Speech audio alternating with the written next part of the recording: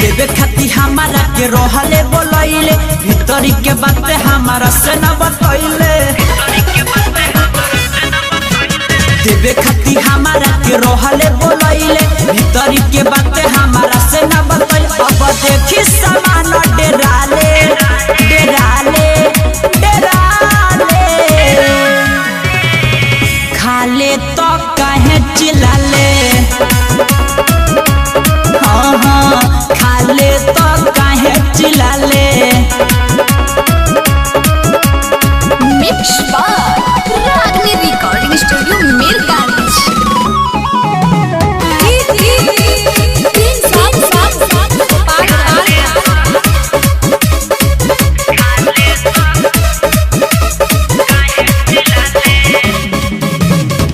कहले की खा के जोई हो राजा भर पेट हो ओधे में बांधे लगलू लहंगा के चेट हो।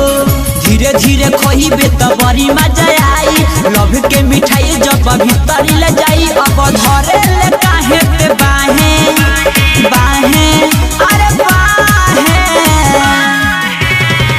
खाले तो काहे चिल्लाले।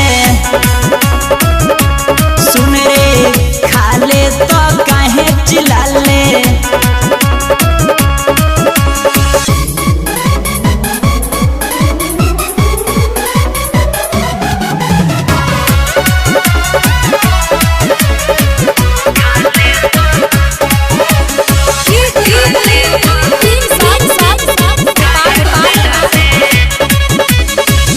ऐसे चिल्लाइबे तो लोग जान जाई कुछ लागी हमसे तो बोल का बताई।